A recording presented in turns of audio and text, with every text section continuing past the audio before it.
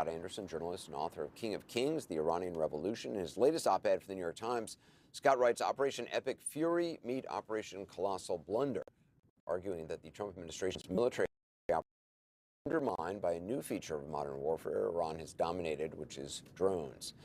Scott, thanks for being here. So you write that either the kind of wholesale destruction of Iran that Mr. Trump posited, or a settlement that will leave the government intact and empowered, and a blustering American president humiliated, are essentially the two outcomes to this conflict. Which one do you think more likely?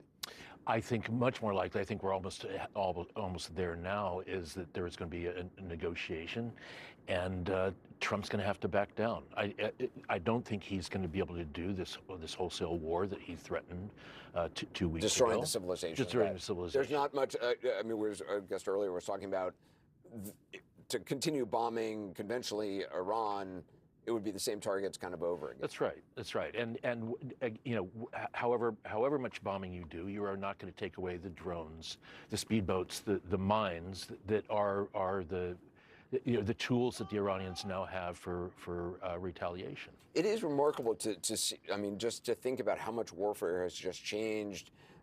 Really, I mean, I guess maybe the turning point is the Ukraine war, although we certainly saw the rise of drones before that.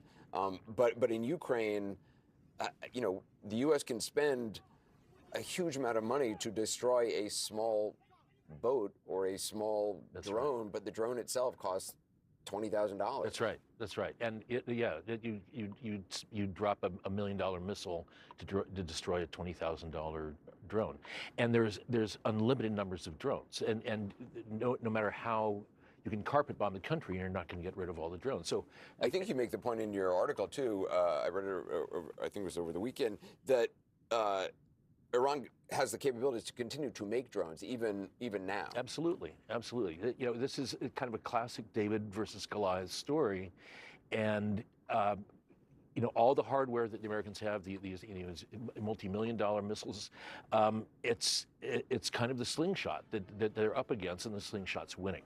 It's so interesting, though, because, I mean, the U.S., with Predator drones, which are obviously a very different kind of drone, but really was sort of out in the forefront with those kind of surveillance drones, right. Also, you know, drones that could kill people from vast distances, piloted from, you know, pilots in Nevada or wherever, operating in Afghanistan or Iraq, but has been slow to really embrace and understand. I mean, I think they do now, and they're trying to catch up. But what's happening in the battlefields of Ukraine. That's right. That's right. And I think it's a classic case of generals and admirals always want to use their top shelf weapons in a war, and they, you know, it's sexy to use big weaponry, and it's the small stuff that just seems to catch out the Americans again and again. IEDs in Iraq, and now it's drones and landmines or sea mines here. It is remarkable how in Ukraine, I mean, you know, I remember, I don't know, 2 years ago, the discussions about, you know, how much time they had left on the battlefield because of just the overwhelming number of bodies that the Russians were able to throw at them. And yet, now they're in this position, I mean, it seems because of their embrace of drones and their kind of genius at repurposing these things. Right. They've been able to exact a huge toll on Russia.